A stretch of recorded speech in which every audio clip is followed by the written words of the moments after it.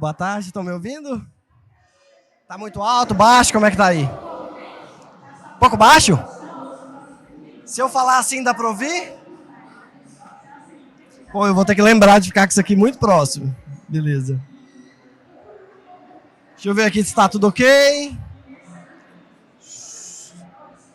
Eu preciso apontar para algum lugar específico?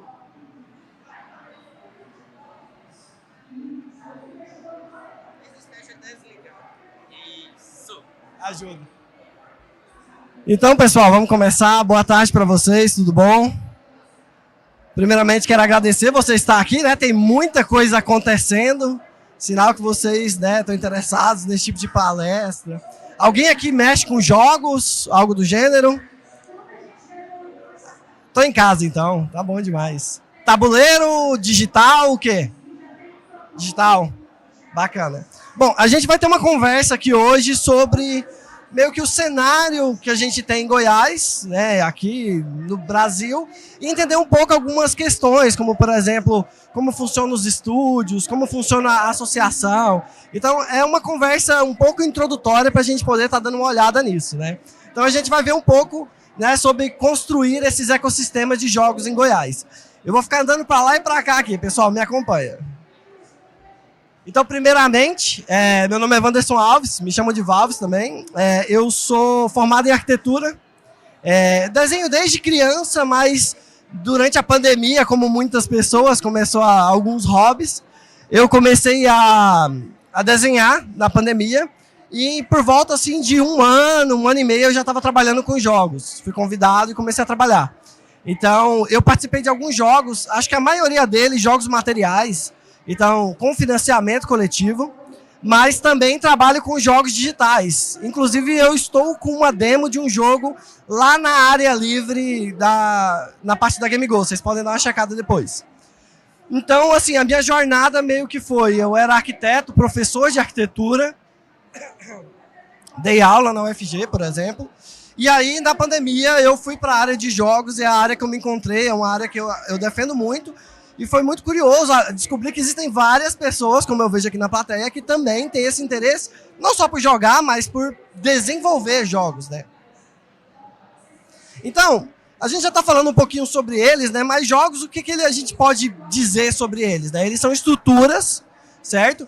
A fim de ter interações com o seu jogador, com a pessoa que você está, né, interagindo ali, a fim de que você tire emoções dela, que você tire reações, que você tire engajamento, que você tire ou entregue para ela desafios, que você entregue para ela momentos narrativos, momentos chocantes. Ou seja, ele é um elemento do audiovisual, mas ele tem um elemento narrativo, um elemento de envolvimento muito forte. Mesmo jogos que são muito diretos, eles estão te passando alguma questão ali. Então, como ali está escrito, né, a gente tem que os jogos são audiovisual, são tecnologia, acima de tudo, eles são multidisciplinares. Então, se você vai fazer um jogo, você vai ter alguém que faz a música, no geral, né, você pode ter uma proposta diferente, mas no geral você vai ter alguém que faz a música, alguém que faz a ilustração, alguém que faz os sprites, alguém que faz o modelo 3D, narrativa. Então, você pode ter um projeto que tem duas pessoas, uma pessoa, até um que tem centenas de pessoas, e isso vai ditar bastante da escala que a gente tem. Ele também é pesquisa, porque existe muita pesquisa nas universidades sobre jogos, e por ser multidisciplinar, também significa que a gente está utilizando outras pesquisas, certo?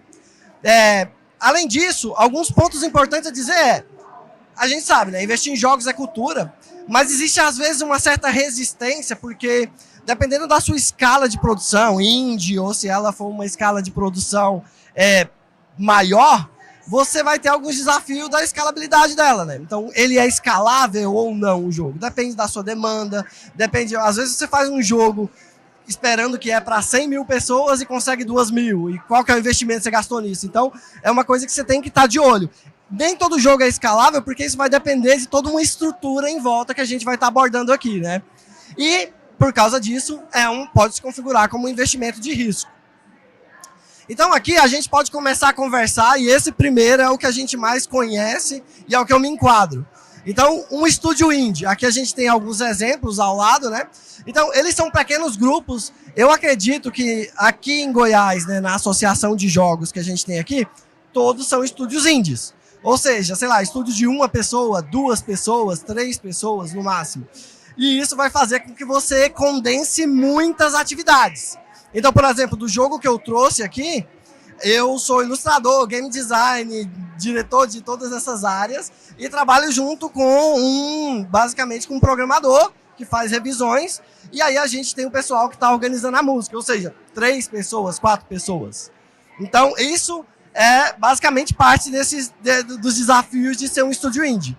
Ou seja, um estúdio indie é um estúdio emergente, é um estúdio que está ali colocando o seu sangue para ver a produção, né? Ele tem menos recursos financeiros e técnicos. Existe sim ou não, isso vai depender, mas na maioria das vezes estúdios indies eles têm um foco muito grande em inovação e em meio que acertar aquilo que você tem vontade de fazer, não que aquilo necessariamente tenha um retorno direto. Pode ser que o retorno venha porque aquilo que você queria fazer é exatamente a demanda que tinha, mas nem sempre é o caso. E ainda assim a gente tem vários jogos sendo construídos porque as pessoas acreditam nos seus projetos. Então isso dá uma liberdade criativa para projetos autorais e tudo mais. Então aqui a gente tem alguns exemplos, como o Daniel Muslin, tem o Clay Entertainment, tem o meu caso, que são 2 casos. Eu tenho uma empresa de jogos digitais, que é a Runa Games, e tenho uma empresa de jogos materiais, que é a Nat20 Games. A Nat20 Games, eu tenho ela já tem uns 3 anos, ela já tem mais sucesso. A digital a gente está começando agora, mas eu vou mostrar o exemplo da Nat20 para vocês também. Mas é um estúdio indie, por mais que a gente faça financiamentos a nível nacional. A gente tem os AAAs, né, que é o que mais chega pra gente. E chega pra gente por quê? Dinheiro.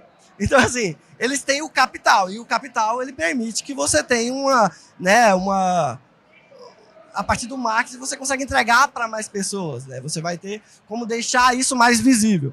Eles são estruturas grandes, complexas, com várias pessoas, com cadeias muito fortes. Isso não significa que necessariamente porque um é indie, ele faz o jogo da paixão, e um que é AAA, ele vai fazer só aquela engrenagem mais assim corporativa, genérica.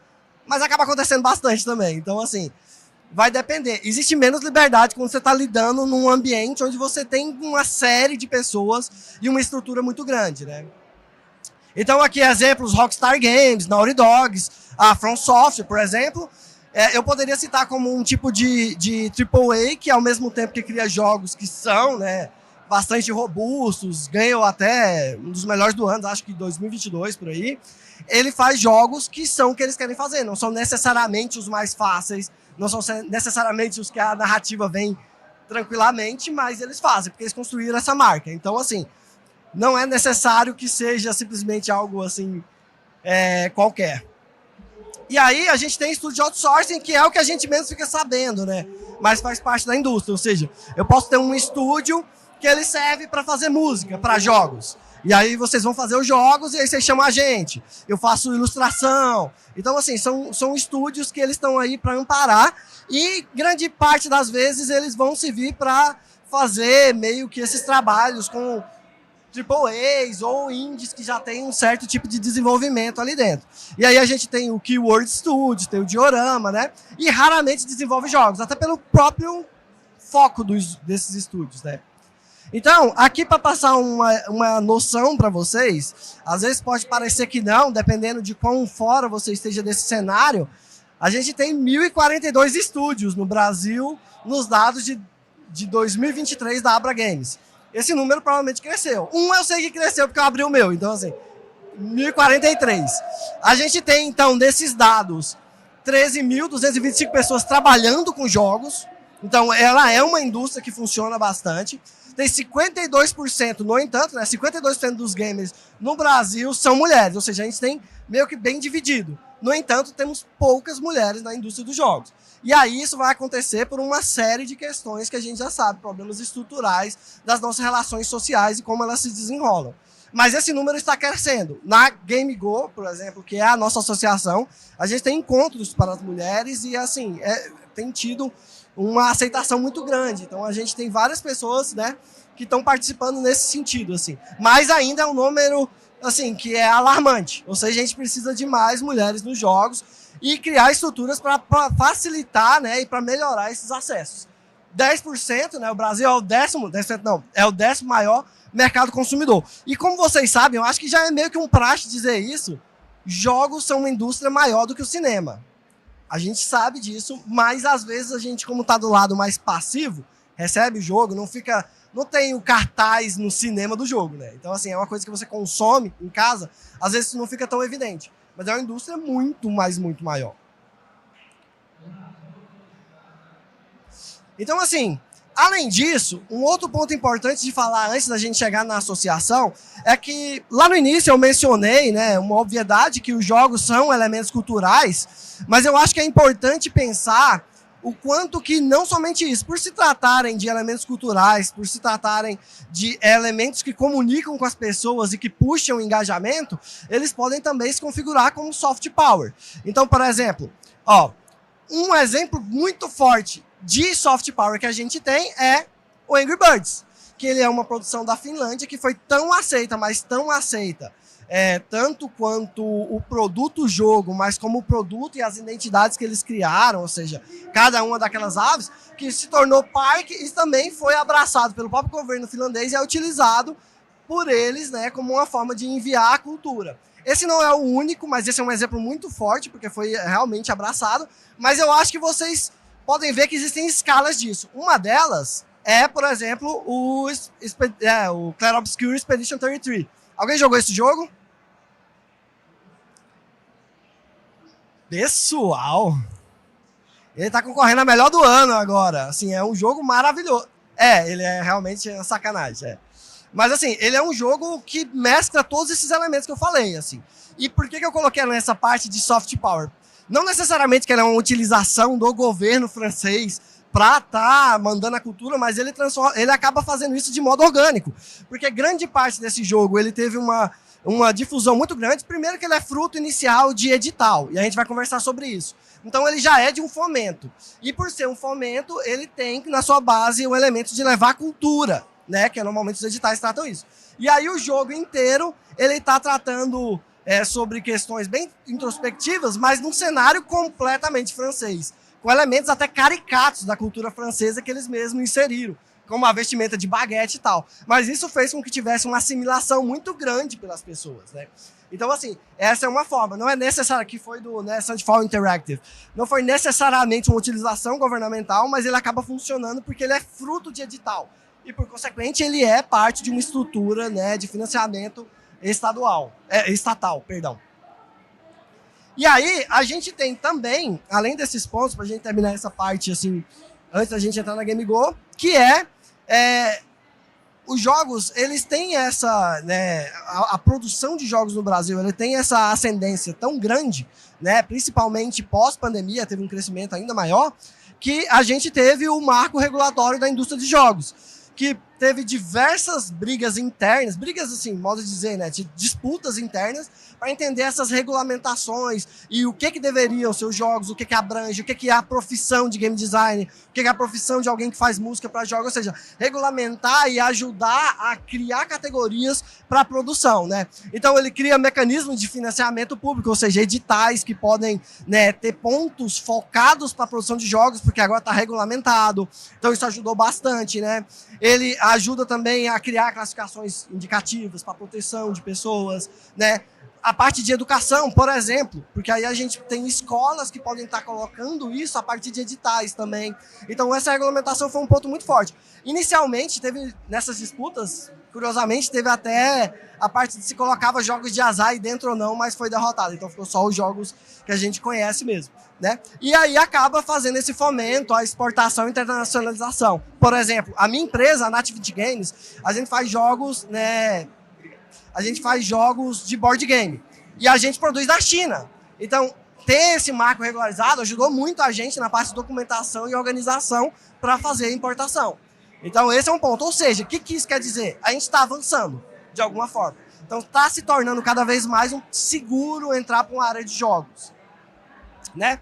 E aí, agora a gente pode falar um pouco do panorama em Goiás. Então, aqui a gente tem mais ou menos 400 membros. A Associação de Jogos de Goiás, ela é uma associação na qual diversos desenvolvedores se reúnem. A gente tem reuniões mensais e a gente troca ideias, criamos grupos de apoio, temos diversas game jams, temos diversos palestras, assim, a gente tenta se organizar para buscar editais, e a partir desses editais criar, assim, empregos meio que nesse setor.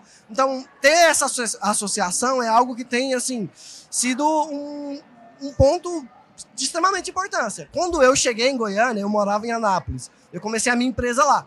Então, eu cheguei aqui, eu não sabia de nada, assim. E aí, quando eu conheci o pessoal da associação, e aí comecei a me inteirar, basicamente mudou tudo. Então, de você estar em casa fazendo o seu jogo, a você estar meio que num ecossistema de criadores, não só a minha produção melhorou, mas eu tive acesso a diversos profissionais que eu poderia estar utilizando ali, né, que poderiam estar contribuindo. Então, é isso. A gente tem aí já, né, 115 edições. A gente tem também oportunidade de formação, como, por exemplo, no Senai, Senac, Escola do Futuro. Se a gente está organizado com eles. Aqui, por exemplo, é uma foto da gente na Gamescom Latam, que é um evento de jogos bem, assim, é um dos expoentes da produção de jogos que tem todo ano. Então, a gente tem que se organizado. É claro, existem diversas associações, a gente está embaixo da Abra Games, que é meio que a mãe, né, de todas essas. E assim, a gente está crescendo cada vez mais. Inclusive, aos que mexem com jogos aqui, quero ver vocês nas próximas reuniões, inclusive. Bom, aqui eu trouxe alguns exemplos de jogos, por exemplo, feito aqui em Goiás. Esse aqui, que é o Josh Journey, ele não é apenas um jogo, como ele é também animação. Então, o pessoal, eles acabaram fazendo e desenvolvendo até se tornar uma animação também. E assim, ele é um jogo, basicamente um beat'em up, que é hand-drawn e assim, ele é maravilhoso. Eu recomendo vocês darem uma checada da demo dele. Ele teve inclusive uma exposição recentemente das artes do jogo dele. E como vocês podem ver, ele funcionou através de diversos incentivos e se tornou um selo da criação de jogos em Goiás. Ele é muito bacana e a animação dele também é maravilhosa. A gente tem o Cambulim, eu não sei se algum de vocês já viram alguma coisa dele. Ele já viu, né? A produção dele também, ela é produção indie, assim, um projeto bem de paixão mesmo, que o Fábio, se eu não me engano o nome dele, ele desenvolve, que tem muito da nossa cultura goiana nele, o visual dele é isso. Isso já é uma coisa mais complexa de você ter se você for um AAA, né? Então, assim, ele é um jogo que deve estar saindo aí no ano que vem. Inclusive, os roteiristas dele são a Michelle e o Watson, que são cabeças da Game Go. Então, ele é um jogo bem bacana que está saindo aí também. E ele narra, basicamente, né, visualmente, o que é viver em Goiás. A gente tem o Neve, que é um projeto maravilhoso da Michelle, né, e do Watson, que são esses cabeças assim, da Game Go. E ele é um jogo narrativo, na qual você vai estar adentrando meio que Você começa numa cápsula ali, como uma das protagonistas e tentando entender o que aconteceu com a sua nave. Então tem esse elemento sci-fi, enquanto ele utiliza visuais de tecnologia meio dos anos 60 e tal, para contar uma narrativa muito interessante. Eles já levaram esse jogo até na Gamescom da Alemanha. Então, assim, eles realmente... Esse é o intuito de mostrar esses jogos. É mostrar para vocês que a gente tem uma produção, ela existe, ela está crescendo e chegando lá. A gente tem o Fallen X, que é o jogo que eu trouxe. Ele está lá para testar. Assim, ele ainda está bem no início, ele é um jogo de plataforma que a ideia dele é meio que tentar entender um mundo onde as pessoas estão tendo que sair dele por causa de um inverno, ou seja, por uma questão climática, e tentar entender o que é lidar com o luto pessoal, mas o luto social. Então, e aí tem combate, é de plataforma, é bem bacana. A gente deve estar lançando ele no ano que vem. Então, esses são os jogos feitos, alguns dos jogos feitos aqui, né? Então, dito isso tudo, como é que a gente faz, sendo produtores de jogos indies, para ganhar dinheiro com isso? E até, não necessariamente ganhar dinheiro com isso, mas como é que a gente faz para ter dinheiro para fazer esses jogos? Então, existem algumas formas, né? Como, por exemplo, para ganhar dinheiro, você pode fazer vendas como unitária, pay to play, né? Você paga para jogar. Você tem microtransações quando você lança seu jogo. Você tem subscription, né? Inscrições para você fazer venda recorrente. E você pode fazer também com publicidade. Isso como modos de você lucrar em cima disso, né? Mas é importante colocar que é o que eu falei no início. nem sempre você vai estar fazendo um jogo que necessariamente vai estar atendendo uma demanda latente. Não tem uma demanda latente de pessoas esperando um jogo do sapinho de plataforma, que é o meu caso. Então você vai ter que estar construindo esse ambiente, né? Você vai ter que estar transformando e convertendo pessoas para os seus jogos, né? Nem todo jogo vai viralizar, então você precisa ter estratégias para isso, né? Como eu falei, não necessariamente que nem todo estúdio vai ter visão de negócios, mas às vezes a gente peca um pouco nisso e o mais importante disso aí com a sua produção de jogo, tentar entender meios de financiar isso, que é os modos que eu vou mostrar para vocês agora. Então, formas de financiar. A gente tem financiamentos próprios, né? Eu tenho algum dinheiro e vou fazer isso, né? Que no caso, às vezes é o mais raro, né? A gente tem Love Money, que é basicamente dinheiro de pessoas que podem apoiar a gente, né? Eu tenho um tio ali que ele tá doido para apoiar o jogo do sapinho. Não é o meu caso. Se vocês tiverem esse tio, eu aceito. A gente tem, né, programas governamentais, que é exatamente esses editais. A gente tem campanha de financiamento coletivo, que é uma que eu mais utilizo para jogos materiais. E a gente tem acordos com plataforma, a gente tem publisher, venda alfa e também por prêmios e festivais. Eu vou mostrar para vocês aqui agora, né, como que normalmente funciona essa estrutura.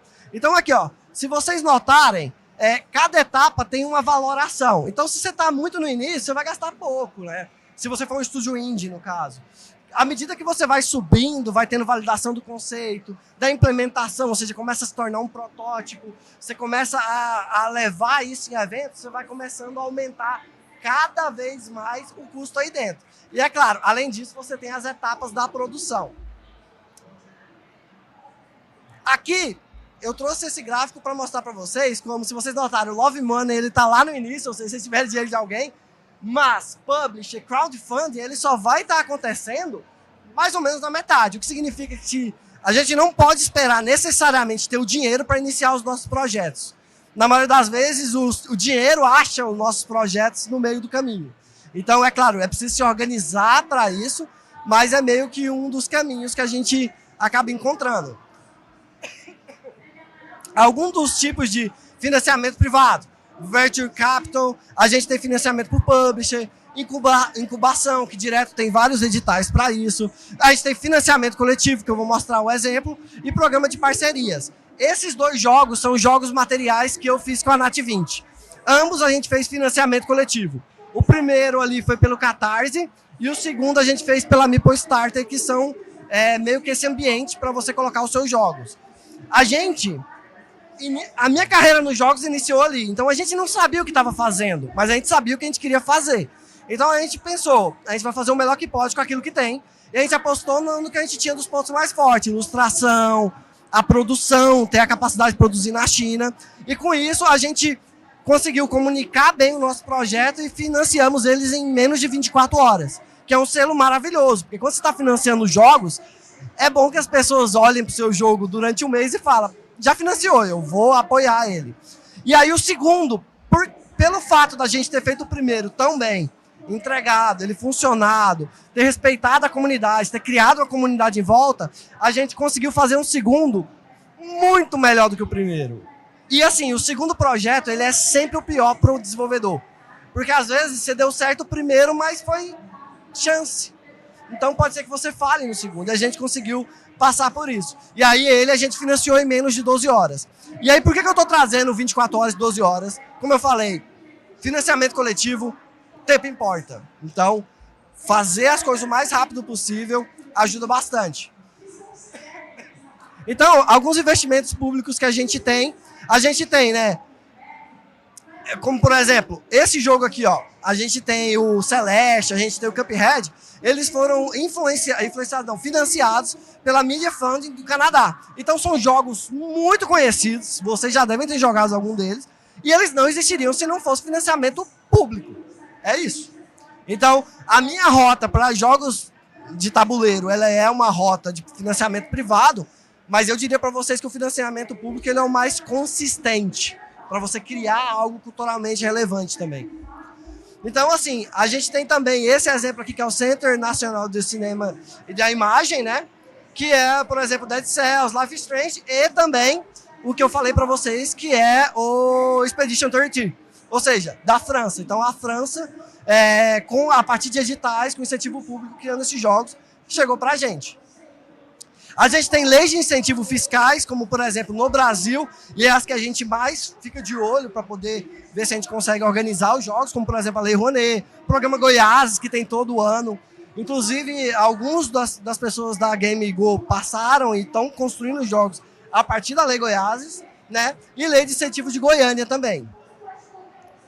A gente tem, olha, por exemplo, o Josh Journey, que eu mencionei, ele foi feito com recurso do Fundo Setorial Audiovisual, né? Então você tem aí Ancine e tudo mais.